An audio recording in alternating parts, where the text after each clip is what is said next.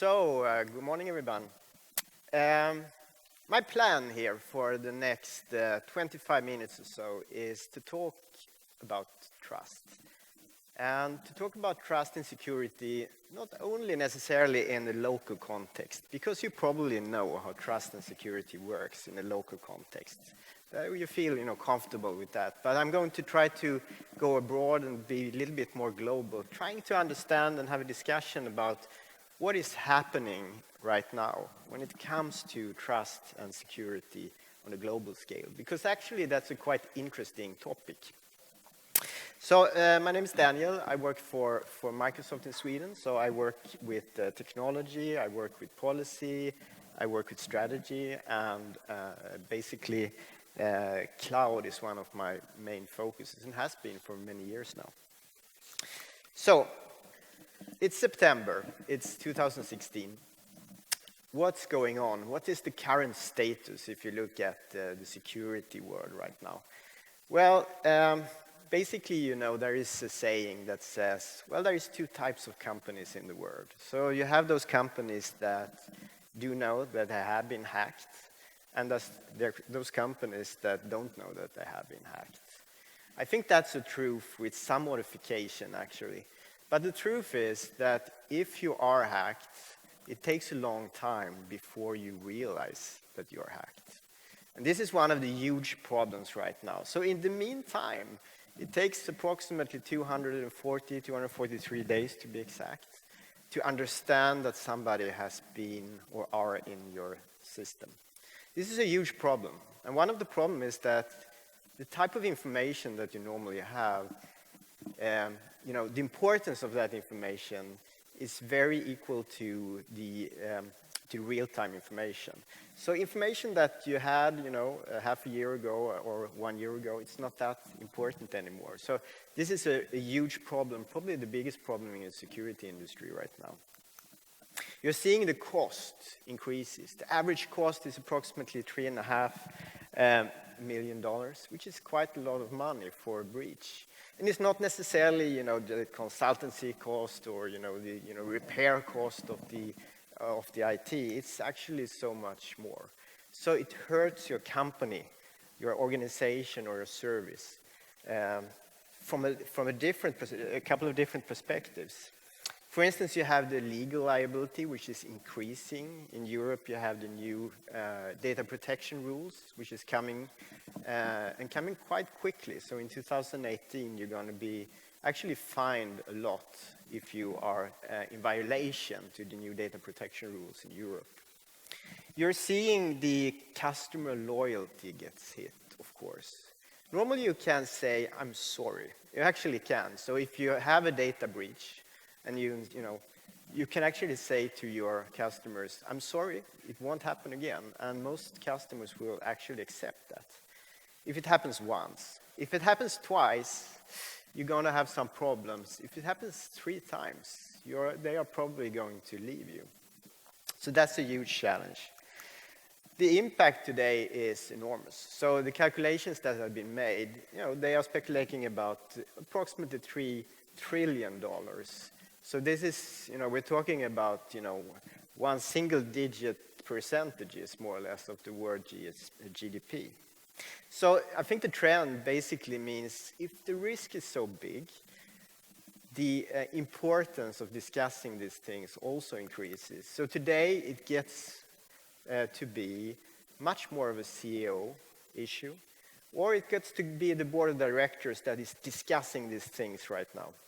Because ultimately, it has to do, what kind of risk should I take as a service or organization compared to security? So, however, if you're a digital service provider, I would say that the number one challenge for the customer perspective is actually not security. So I think most of the services today and the customers and the consumers, they actually expect security to be in place. So they are not very afraid that you are not secure. However, they don't necessarily trust you. I think if the industry today, looking into digital services, especially in the e-health section and the banking section as well, trust is the number one most important thing to address if you're going to deliver services. And that's actually quite challenging. So trust today is not what it used to be. So I'm going to tell you a story from Microsoft. And looking back, basically, what happened last year, because there was a lot of interesting incidents and stories to tell for last year. So when we start, January 21st, 2015, it was quite a good day for Microsoft. So what happened was that we released Windows 10 for the first time, showing the world how it worked. We released the HoloLenses, the augmented reality technology.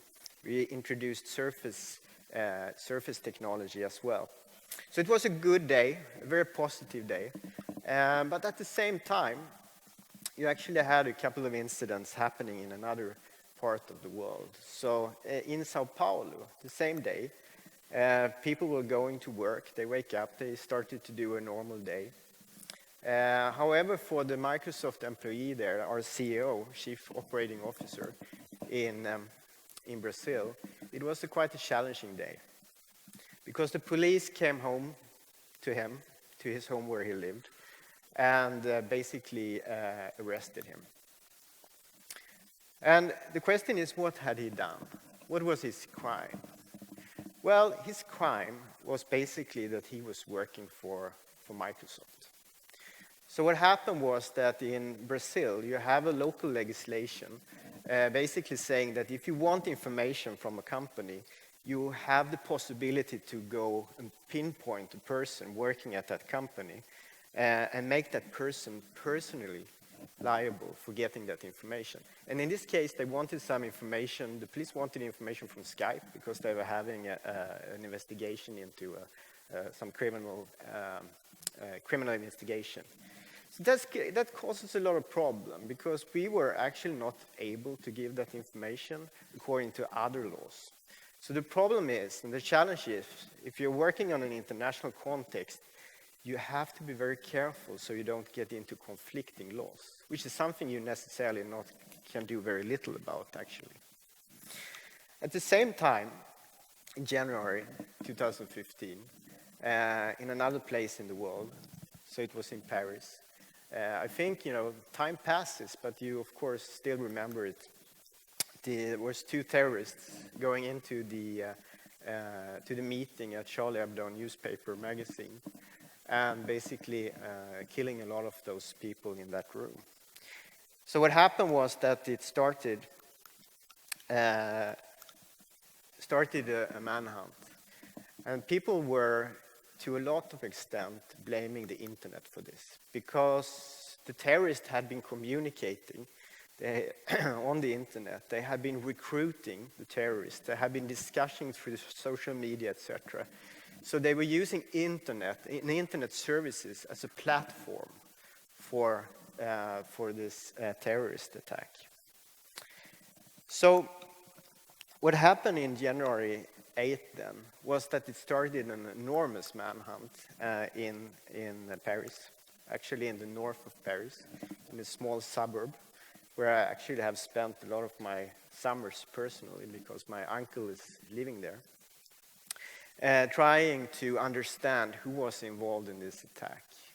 And the thing that they very soon realized that the hunt, it went from Paris, from the north of Paris in this suburb, over to Redmond and Seattle, where Microsoft has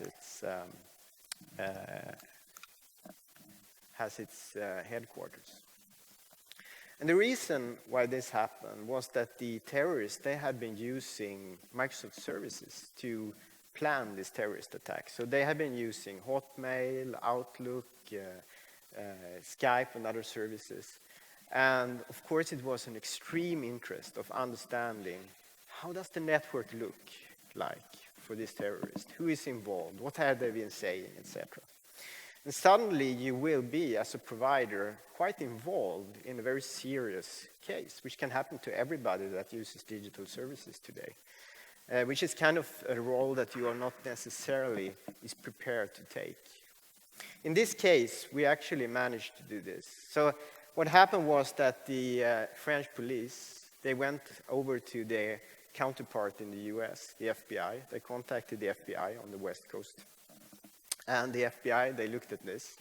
They issued an emergency security order against Microsoft, which basically meant that we had to supply this information.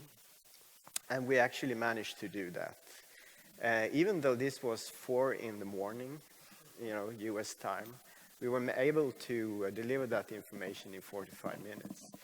And one of the reasons why this is working, compared to the Brazilian case, for instance, is that when countries is working using bilateral agreements and the processes that are existing in place, the transparency of that process is so much stronger. Okay, of course this caused a lot of consequences, and you still remember them, of course. With just a few clicks, people, they were able to start an enormous campaign, Je suis Charlie campaign, where people were using the internet not for the negative reasons, but to create something very positive. So normally you don't go to the internet to discuss anymore. What happens is that you actually go to the internet and social networks to create reality, which is a quite interesting change from 10 or 15 years ago. So with a few clicks, you can actually create the biggest demonstration that has ever been made in Paris since the Second World War, more or less. So you see the positive forces as well. But it caused, actually, last year, it was the beginning of a lot of political discussion. So in January 14, you saw in the UK, in London, you saw that Cameron, he said basically, well, we have seen what's happening in France, and we have the same problem. We are not able, we have a lot of challenges of protecting our citizens in the UK because we don't know what's going on. We don't see the information, we are not have transparency into the systems. So we need to have access to the information that you have in your systems, and it's not allowed to encrypt it. So there's a lot of an encryption debate right now. Are you allowed to encrypt or not? Because if you're doing that, you're actually making the government go blind. January 27, you saw this land in Paris, where Hollande was basically saying, well, we cannot be responsible. We don't have the power, we don't have the resources to handle this on the platforms, on the social networks. It has to be the content providers, the platform providers, if you are a service provider, that is responsible for what's happening on your platform, so we can target you directly. They want to change the kind of the dynamics of how regulations is working. You're seeing trends happening in China, of course. When China says, well, this is something, we cannot have proprietary software where we can't see the source code for security reasons, for instance. So they are implementing legislation saying if you want to deliver services on the Chinese market, you need to be able to give all of the source code over, which can be quite challenging if you have your intellectual capital basically inside the source code, because that's a challenge, of course, to give that away. You're seeing trends in other countries, like in Russia, which is challenging if you're going to deliver services there, because there is new legislation saying, well, if you have a Russian citizen that is using your system, the Russian government needs to be able to access that information, for instance. And it's not only China, Russia, and those countries. It's also countries like the US, which are having discussion about encryption. And I think you still remember the case, the San Bernardino case, where you had the iPhone versus the FBI that wanted to crack the iPhone, which, by the way, isn't solved. You will see that exact case coming up again because it was solved in a technically way and not in a legal way. So, you will have that fight again, probably this year, the next situation. So the thing is, what's going on, really? If you take the global perspective and trying to understand, how does it look like on a global scale? Well, what's happening is that there is a lot of countries that is starting to become much more protective. So if you had a couple of years ago, fantastic globalization trend, where you lower the barriers, you had free trade everywhere, etc. People is starting to go, the trend is actually going in the kind of the opposite direction right now. This is challenging if you want to deliver services globally. So in this map you see countries in red that has some kind of data residency requirements. We basically say, if you want to deliver services to citizens in this country, you have to have your data inside that country. So the government in that country have, legal possibilities over this data. The countries in yellow is countries that are thinking about implementing this. You're seeing countries in red here, which believes that, well, the law in my country is actually applicable to countries outside my country. So they basically mean if that information or that data from a citizen of mine or a company that has registered in my country, we are able to access that data and we want to access that data outside our country as well.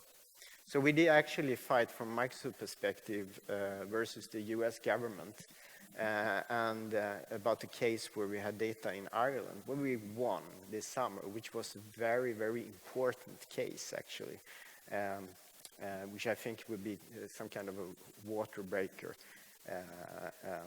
in this area. You're seeing countries that is implementing local security requirements, which could also be a challenge, saying if you are working in this country, you have to implement exactly the security requirements. Otherwise, you will not be able to deliver services here. Okay, the clicker, I must have been clicking a lot yesterday. How do you approach these challenges? Really. So if you are a provider, you have all these challenges. You have this kind of policy blockers. Basically, your service is going to become like a car, right? So you have to deliver it, due to local regulations. You have to have the wheel on the left side or the right side, etc.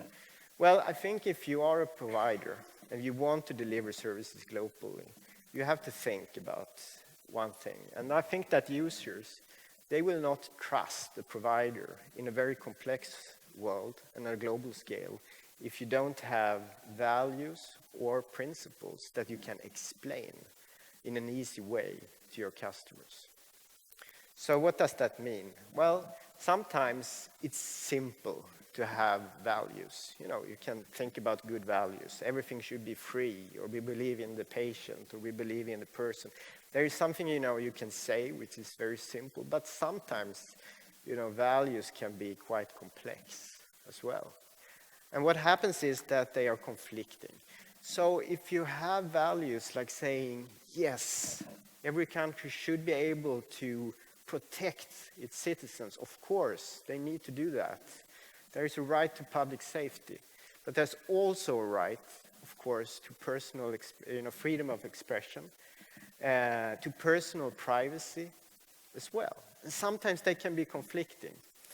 And that's actually, a balance that is changing very quickly, up and down, depending on what's happening. If you have a terrorist attack, people are expecting the government to protect themselves. If it goes a couple of years, suddenly you want to have more privacy, you want to have more integrity. And you have to be able to have an opinion on what kind of balance that you are providing in that area.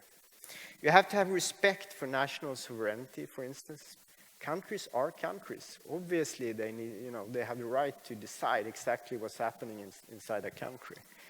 But you also have a true for belief that you should have an open market and a global market as well, of course. So, thinking about it, I think trust in digital services, if you want, to be on a global scale, is really about three things that you have to think through to the end. I think it's about values, which is the first thing. You have to decide, what do I believe? what is the strong value that my company have, which I can always fall back upon? If I'm in a difficult situation, what can I fall back upon? What does my customers believe I have for values? And you also have to take those values and transforming them into principles that is easier to understand. One example could be, from Microsoft perspective, we have been working through our values down to principles, and one of the principles is we believe our customers' data always belongs to our customers' data, and we don't have any right to access or view or use that data for any other purposes. That's one personal principle that you could use.